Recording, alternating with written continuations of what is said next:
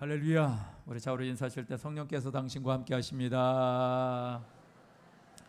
네, 성령께서 우리와 함께 하시는 줄 믿습니다. 자, 마태복음 16장의 말씀을 근거로 해서 견고한 하나님의 나라라는 제목으로 은혜를 나누기를 원합니다. 자, 지난주 제목, 제가 요즘 이렇게 6월달 들어서면서 지난주 제목에 대해서 한번 질문을 하고 있는데, 여러분 지난주 제목을 아시리라고 믿습니다. 네, 하나님의 나라를 소유한 사람들이 살아가는 방법이라는 제목을 가지고 지난주에 말씀을 나눴었는데요. 성령으로 침례를 받으라고 말씀하신 예수님이 자신의 삶 속에서 보니까 성령과 함께 하신 것을 공생의 사역 초기부터 보여주셨습니다. 무슨 뜻이겠습니까? 예수님을 믿는다라는 것은 무엇을 믿는 것이다? 성령님의 역사를 믿는 것이다. 성령님이 함께 하시는 것을 믿는 것이 예수님을 믿는 것이다 라고 말씀하고 있는 것이죠. 예수께서 하나님의 거룩한 계획, 다시 말해서 하나님의 선민인 유대인들의 구원뿐만 아니라 온 인류를 구원할 유일한 방법을 실행함에 있어서 예수님이 처음 막다뜨린 사건이 있었는데 그것은 다름 아닌 마귀의 도전이었다라는 것입니다. 그리고 그 도전을 어떻게 이기셨는가요? 영과 진리, 하나님의 말씀으로, 성령의 인도하심으로, 충만하심으로 이겼다라고 말씀하고 있습니다. 그 결과로 인해서 마귀는 떠나갔습니다. 그런데 떠나긴 떠났는데 얼마 동안 떠났다라고 이렇게 말씀을 맺고 있습니다. 그다지 끝이 매끄럽지 못한 결말이었죠. 예수님은 마귀의 다음에 등장이 있을 것을 알고 계셨던 것입니다. 말씀 자체가 마귀의 등장을 예고하고 있었던 것이죠. 자, 하나님의 나라의 일들과 마귀의 도전이 오늘 본문의 말씀을 통해서 우리의 삶에 어떤 의미가 있는지를 알고 견고한 하나님의 나라를 소유하시는 주인공이 되시기를 주님의 이름으로 축원드립니다. 두 가지 말씀을 드리겠습니다. 첫 번째는요, 하나님 나라를 유업으로 받은 존재임을 아십시오라는 것입니다. 하나님의 나라를 유업으로 받은 존재, 그것이 저와 여러분들의 모습이다라는 것이죠. 자, 오늘 본문은 예수님의 공생의 사역 가운데 언제 있었을까요? 3년 차쯤에 있었습니다. 그렇다는 얘기는 뭔가 염두해 둘 얘기인 것이죠. 예수님은 제자들에게 질문을 하십니다. 사람들이 나를 누구라 하느냐라고 질문을 했더니 예수님이 이렇게 질문하셨을 때는 뭔가 이유가 있었겠죠. 예수님이 사람들의 반응을 보고 싶었을까요? 예수님이 사람들이 얼마나 자기를 지지하고 있는가를 생각하셨을까요? 그러지는 않았을 것입니다. 하여간 질문을 하셨습니다. 그랬더니 제자들이 대답합니다. 마태복음 16장 14절 말씀에 보니까 더러는 침례 요한이라고 하고, 더러는 엘리야라고 하고, 어떤 이는 예레미야라고 하고, 어떤 이들은 선지자 중에 하나다라고 얘기하더이다라고 대답을 해줍니다. 예수님께서 이렇게 말씀하셨을 때는 뭔가 이유가 있었을 텐데 사람들의 반응이 무엇인가? 예수님을 예수님으로 보지 않고 다른 사람으로 보더라는 것입니다. 그래서 제자들에게 묻습니다. 너희는 나를 누구라 하느냐? 왜 이 질문을 제자들에게도 동일하게 하실까? 여러분, 좀 전에 말씀드린 것처럼 예수님이 이 사건이 기록되어진 것은 공생의 3년 정도 됐었을 때다라는 것입니다. 그렇다는 얘기는 공생의 사역이 거의 끝무렵이라는 얘기겠죠. 무슨 말씀일까요? 당신도 확인하고 싶었던 것입니다. 제자들에게 당신이 어떻게 보이는지를 확인하고 싶었을 것입니다. 수많은 가르침을 전했습니다. 수많은 병든 자들을 치료해 주셨습니다. 기적을 베풀어 주셨습니다. 그러니 이제 그런 모든 것이 무엇을 위한 것인지를 알기를 원했고 점검하기를 원했습니다. 사람들의 반응보다 누구의 반응이 더 중요해요? 제자들의 반응이 더 중요했다라는 것이죠. 이에 베드로가 대답합니다. 마태복음 16장 16절에 보니까 주는 그리스도시요 살아계신 하나님의 아들입니다 라고 얘기를 합니다. 여러분, 이 베드로의 고백을 예수님이 어떻게 받아들이시는가? 예수님이 칭찬 일색으로 대답하십니다. 17절 말씀에 보니까 바요나 시몬아, 요나의 아들 시몬아, 내가 복이 있다라고 말씀하십니다. 그리고 이걸 알게 한 이는 네 혈육이 아니고 하늘에 계신 내 아버지다라고 말씀해 주십니다.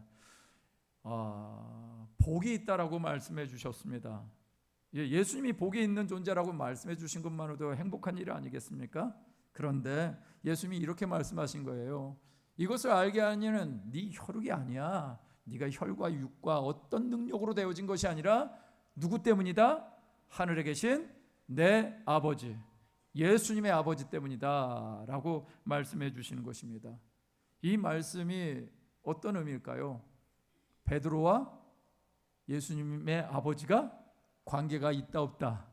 관계가 있는 존재가 된다. 여러분, 예수님이 하나님을 아버지라고 한 이유 때문에 신성모독죄로 계속해서 호시탐탐 노리고 있는 종교 지도자들이 있었습니다. 이게 이 상황 가운데서 사실 그다지 좋은 얘기는 아니었을 것입니다. 그런데 진짜 좋은 얘기는 무엇입니까? 하나님과 나와 관계가 있다라는 거, 이것이 최고의 축복 아닐까요? 이 땅에 누군가 높은 사람하고 관계가 있으면 괜히 명함이라도 한번 들밀고 싶잖아요. 아니신가요? 누군가 높은 분들이 있으면은 그분의 명함 받고 싶어 하고, 그리고 그 명함 가지고 나 이런 사람 알아 이러고 싶고, 그런 것이 인지상정 아닌가요? 그런데 그 하나님, 예수님의 아버지라고 하는 그 하나님이 너를 알아, 이런 말씀하시는 거 아니에요. 너에게 그분이 행하신 일이야 라고 얘기를 하는 것입니다. 베드로 인생 중에 최고로 잘했던 순간이 있었다면 바로 이 순간이었을 것입니다. 게다가 놀라운 특권까지 허락하십니다. 18절 말씀해 보니까 너는 베드로라, 내가 이 반석 위에 내 교회를 세울 것이고 음부의 권세가 이기지 못할 거다 라고 말씀하십니다. 베드로에게 유업을 주시는 것이죠. 어떤 유업이요? 바로 교회에 관한 유업이었습니다. 베드로의 고백은요, 예수님으로 하여금 교회 탄생을 예고하게 만들었습니다. 그 교회는 어떤 곳인가 봤더니 음부의 권세가 이기지 못하는 교회가 있다. 그 교회가 있는데 그 교회가 너로 인하여 시작이 될 것이다. 그렇게 말씀하신 것이죠. 여러분, 교회 이 원어와 그 뜻을 살펴보면 많이 들으셨을 것입니다. 에클레시아라고요. 에클레시아 어떤 의미인가 봤더니 부르심을 받은 자들의 모임이다 라고 얘기를 합니다. 다시 말해서 부르심, 어디로부터 부르심을 받았을까요? 어디로부터? 세상으로부터 부르심을 받은 사람, 그들이 모인 공동체가 에클레시아 교회다라고 말씀하고 있는 것이죠. 세상으로부터 하나님의 백성이 부르심을 받은 자들이 모인 것이 바로 공동체 교회인 것입니다. 이 교회는 세상의 권세, 음부의 권세가 이기지 못하는 곳이라고 예수님은 분명히 말씀하셨습니다. 그런데 오늘날 교회와 우리 성도님들의 삶은 어떤가요? 교회와 목회자들의 삶은 어떤 것인가? 참으로 안타까운 것은 음부의 권세가 이기지 못하는 교회가 아니라 음부의 권세에게 무기력한 교회가 되어가고 있는 것은 아닌지 모르겠습니다. 좀 전에 우리가 함께 기도했던 것처럼 정말 신학교 안에서조차도 신학상의 본분이 뭘까요? 정말 말씀과 기도로 자기의 삶을 잘 준비하는 것 아니겠습니까? 하나님이 쓰실 만한 그릇이 되어지는 것이 신학생의 본분인데 그들이 하고 있는 것이 무엇인가요? 소수이긴 하지만 기도하는 것조차도 자기 취향으로 만들어버리고 기도를 안 하는 것이 인권이다라고 얘기를 해버리는 이런 구조 속에 우리가 살고 있다는 것, 이건 정말 기도의 제목입니다. 정말 저와 여러분들이 정말 기도해 주셔야만 하는 것이죠. 여러분, 예수님께서 이런 말씀하셨을 때 우리가 그렇게 살라고 말씀하셨을까요? 이렇게 사는 것은 안 되는 거야 라고 말씀하시려고 이렇게 말씀하셨을까요? 아닐 것입니다. 우리는 이렇게 무기력하거나 열정 없는 신앙생활을 하는 존재가 아닌 것이지요. 왜 그럴까요?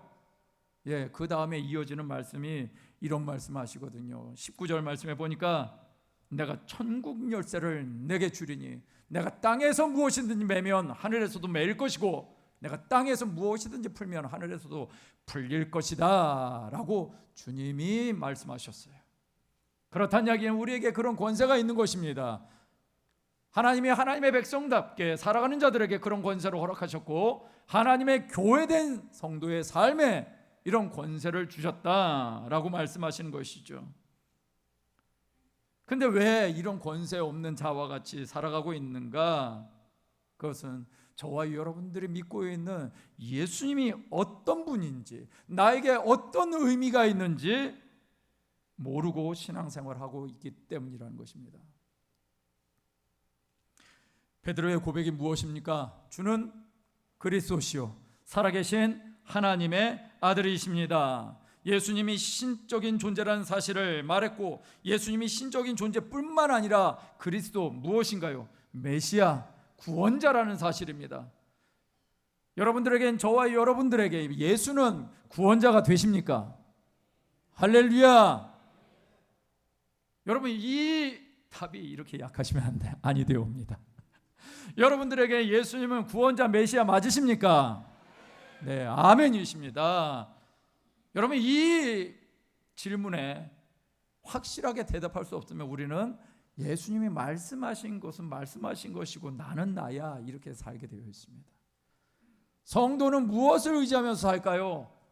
하나님의 말씀을 가지고 의지하며 살게 되어 있습니다. 성령의 충만함을 가지고 살게 되어 있습니다. 내 능력과 내 힘과 내 능으로 말미암아 되는 것이 아니라고 분명히 하나님은 말씀하셨습니다.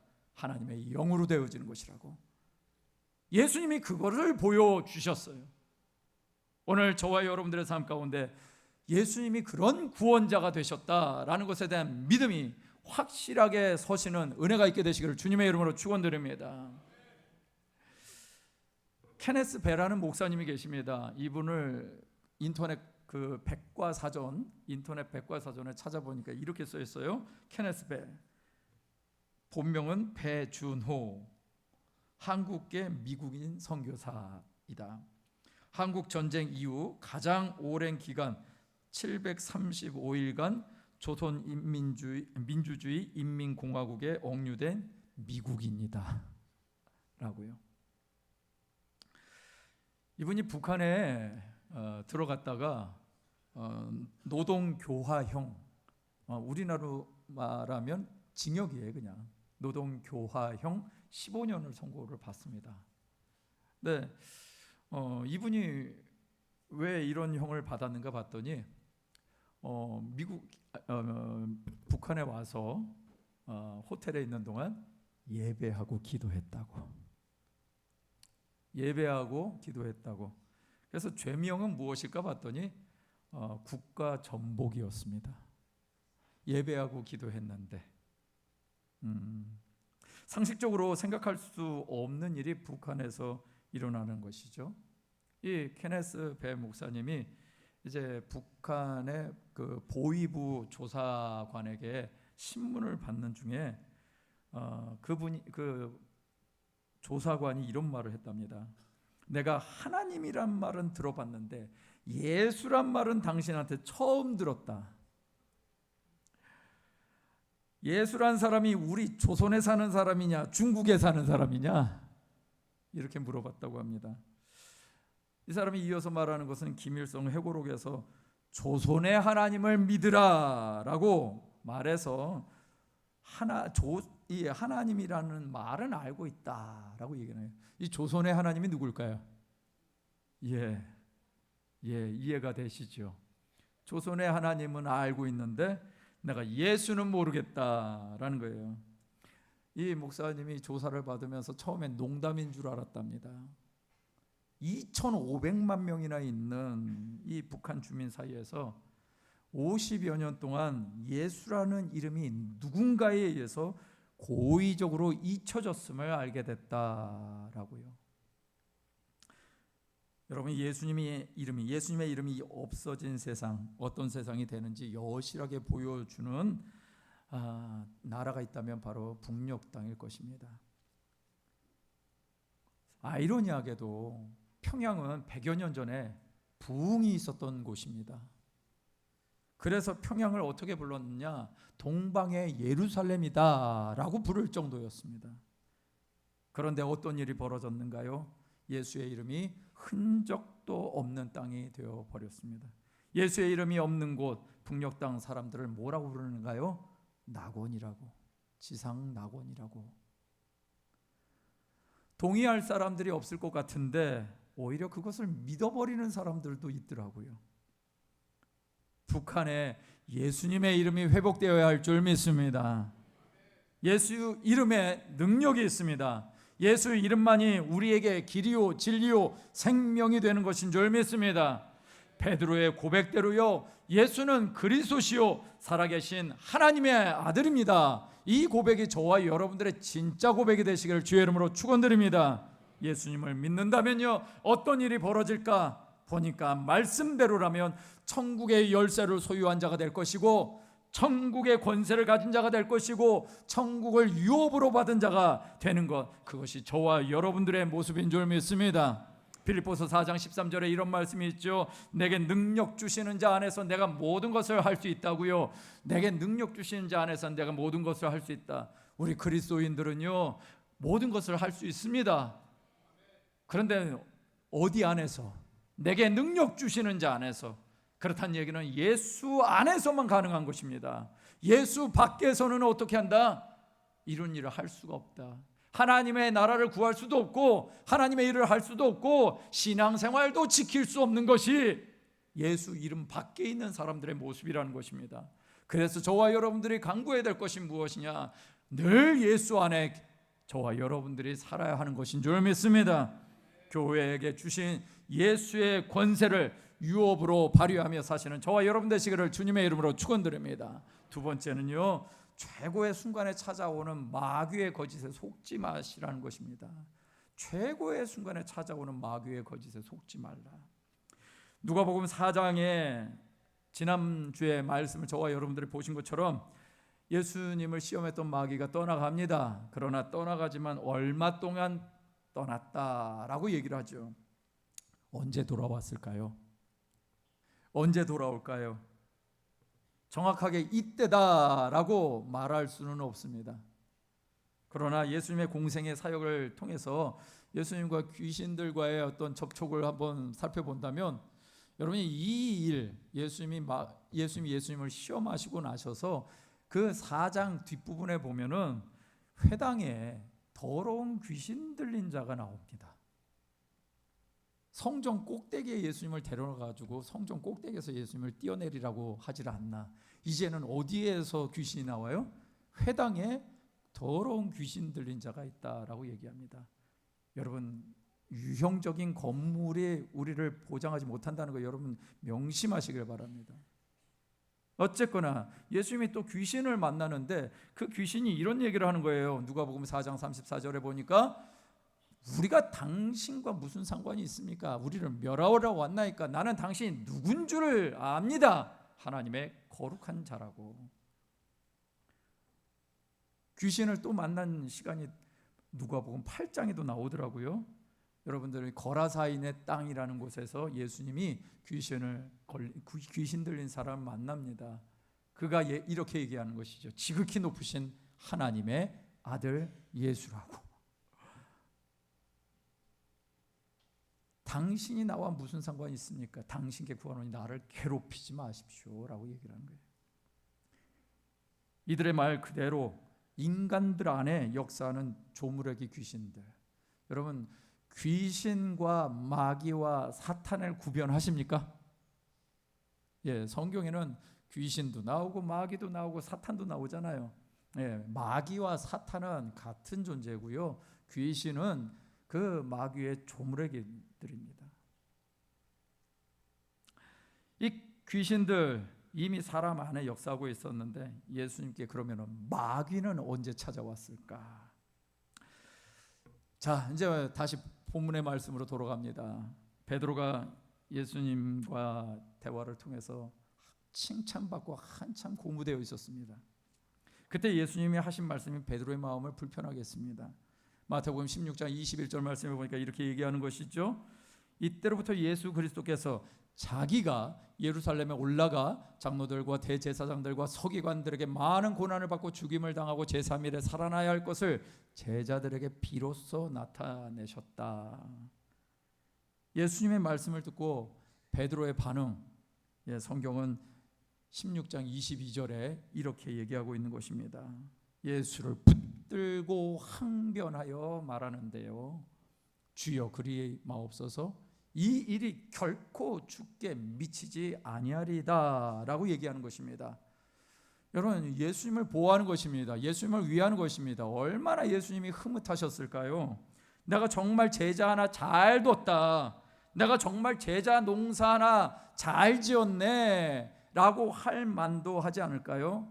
그런데 예수님이 그 다음에 이어지는 말은 마태복음 16장 23절입니다. 함께 읽겠습니다. 시작. 예수께서 돌이키시며 베드로에게 이르시되 사탄아 내 뒤로 물러가라. 너는 나를 넘어지게 하는 자로다. 내가 하나님의 일을 생각하지 아니하고 도리어 사람의 일을 생각하는도다 하시고. 보니까 예수님은요 베드로를 향해서 심한 말도 그런 심한 말이 없습니다. 베드로의 입장에서 한번 생각해 보자고요. 아니 예수님 어떻게 내게 그렇게 말씀하십니까? 어떻게 좀 전까지만 해도 최고의 칭찬을 내게 하셨는데 예수님이 어떻게 이렇게 말씀하실 수 있습니까? 내가 예수님을 위해서 잘 되라고 하는 말이지 잘 못 되라고 한 말이겠습니까? 라고 할 것입니다. 잘 못 되라고 한 말이죠. 잘 못 되라고 한 말이죠. 베드로의 말이 왜 사탄의 역사가 될 수 있을까요? 사도 바울이 로마서 8장 6절에서 7절에 이런 말씀을 합니다. 육신의 생각은 사망이요 영의 생각은 생명과 평안이니라. 육신의 생각은 하나님과 원수가 되나니 이는 하나님의 법에 굴복하지 아니할 뿐만 아니라 할 수도 없음이니라. 여러분, 육신의 생각은요 하나님의 법에 굴복하지 못합니다. 할 수도 없답니다. 이것이 베드로가 한 것입니다. 베드로의 만류가 어떤 모습이었을까? 예수님의 공생의 사역 초기에 사탄이 했던 말이 무엇인가요? 예수님께 세 가지 질문을 했죠. 근데 그 세 가지 질문 한마디로 요약하자면 이것 아닐까요? 세상 사람들이 사는 방법대로 살라는 것 아니겠습니까? 세상 사람들이 사는 방법대로 살라고. 근데 오늘 예수님은 여기에 교회라고 말씀하셨는데 교회가 무엇이라고요? 부르심을 받은 하나님의 사람들. 어디로부터요? 세상으로부터 부르심을 받은 자들이 바로 교회와 성도다라고 얘기를 하고 있습니다. 그런데 지금 이 예수님을 시험했던 사탄이 이 세 가지의 방법을 한마디로 말한다면 너희 세상 사람들이 사는 방법대로 살라. 그렇게 살아. 네가 무슨 통뼈야, 네가 무슨 독불장군이야, 뭐 그렇게 튀게 사느냐라고 얘기를 하고 있는 것이에요. 마귀가 40일 동안 금식하신 예수님께 질문할 때 그 질문의 내용 가운데 2번 언급한 것이 있었습니다. 돌을 명하여 배고프신 분을 향해 돌을 명하여 떡덩이가 되게 하라 라고 말씀할 때 그렇게 예수님께 요구할 때 말씀 앞에 붙어 있는 것이 있었습니다. 뭐라고요? 네가 만일 하나님의 아들이거든. 네가 만일 하나님의 아들이거든. 또 예수님을 높은 곳에 끌고 올라가서 높은 곳에서 뛰어내려 라고 할 때도 앞에 붙어 있는 것이 무엇일까요? 네가 만일 하나님의 아들이거든. 여러분, 예수님은요 그가 인정하든 그가 인정하지 않든 하나님의 아들이십니다. 할렐루야.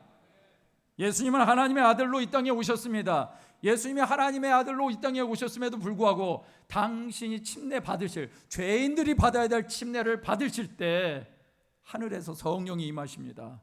그러면서 하늘에서 음성이 들리는데 이는 내 사랑하는 아들이요 내 기뻐하는 자라고 하나님으로부터 음성을 듣습니다. 하나님의 인정을 받습니다. 심지어 좀 전에 저와 여러분들이 보신 것처럼 귀신들도 안다 모른다 안다. 귀신들도 아는데 귀신의 왕인 마귀가 이건 모를까요? 아는데도 예수님의 정체성을 흔들어 버리는 것입니다. 여러분, 예수님이 그런가? 그래 버리면 어떤 일이 벌어질까요? 큰일 나는 거죠. 여러분, 이게 언제 이런 일이 벌어졌을까요? 하나님이 이거 먹으면 정령 죽으리라 했던 거 죽을까? 태초의 인간은 실패해버리고 말았습니다. 그리고 온 인류가 쇳덩어리가 되게 했습니다. 그런데 예수님에게도 동일하게 질문하는 것입니다. 네가 하나님의 아들이냐? 네가 하나님의 아들이면 한번 해봐. 여러분, 그거 하면 하나님의 아들이고 그거 안 하면 하나님의 아들이 아닐까요? 예, 그렇죠. 해도 안 해도 상관없이 예수님은 하나님의 아들이셨습니다. 그런데 뭔가 기적적인 것을 통해서 하나님의 아들됨과 하나님의 아들됨이 아닌 것을 시험했던 것이 사탄이 한 것이었고요. 그 사탄의 공격이 다시 돌아와서 누구를 통해서 그 일을 행하더라? 베드로를 통해서 그 일을 행하는 것입니다.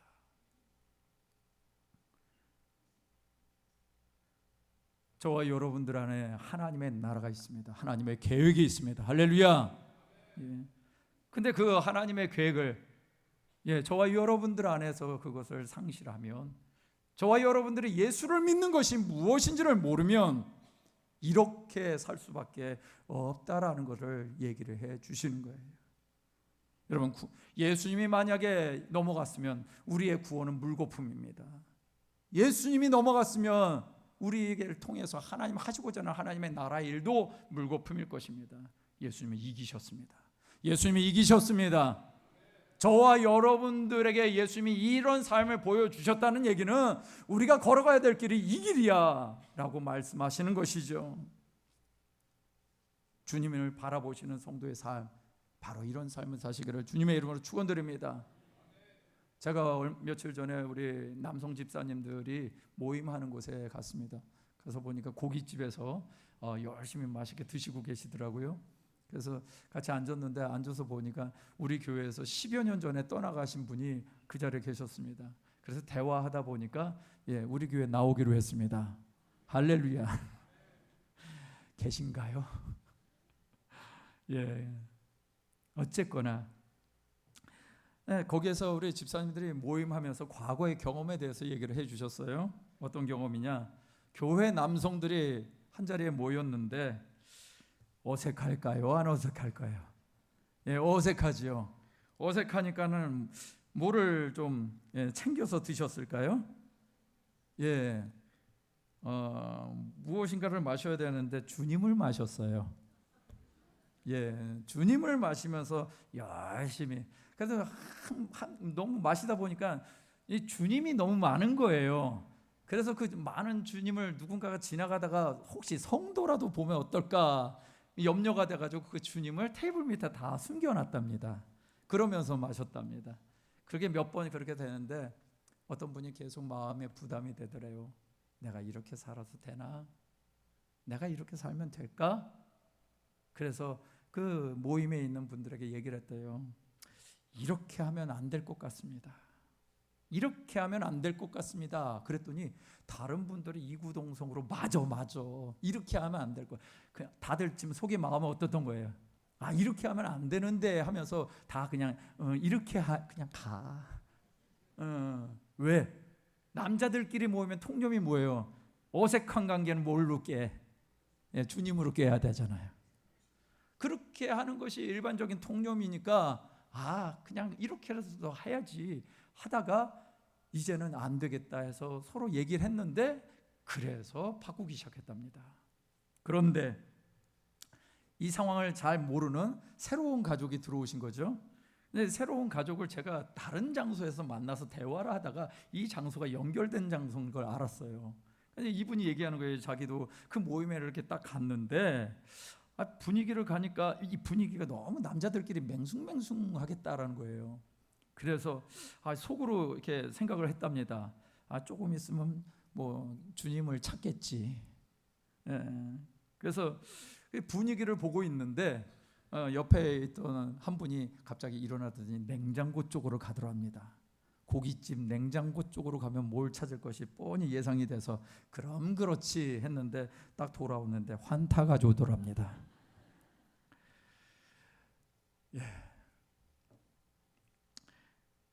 여러분, 마귀는 속삭일 겁니다. 전처럼 살라고. 전처럼 살라고. 부르심을 받은 자답게 사는 거, 그건 알고만 있으면 되라고. 전처럼 사는 거, 그렇게 살면 네가 편해. 베드로가 예수님에게 한 말, 여러분, 마귀가 제시했던 것과 무엇이 다를까요?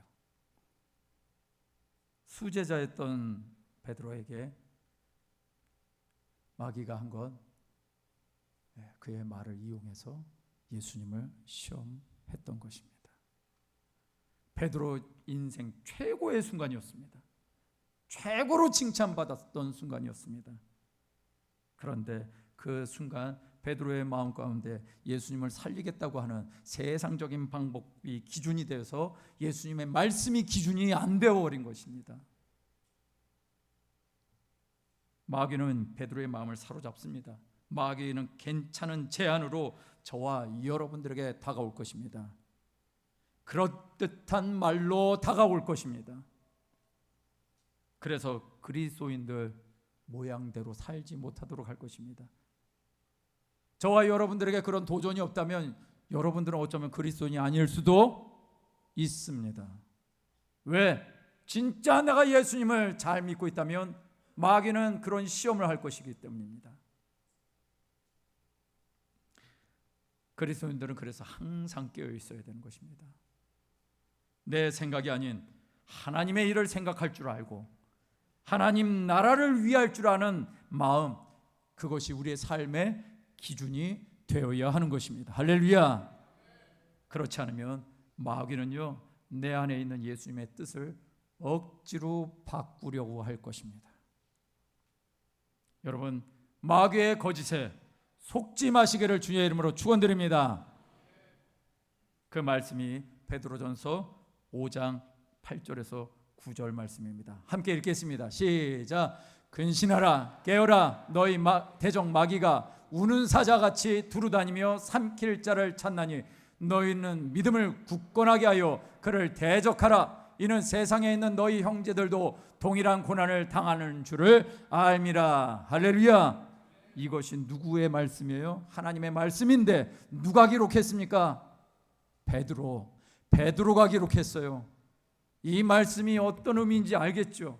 삶으로 경험한 것입니다. 내가 인생 최고의 자리에서 주님의 칭찬을 받았는데 그 자리에서 내가 엎어졌어. 그러니까 근신하고 깨어라고. 너희 대적 마귀가 우는 사자같이 달겨들고 있다고.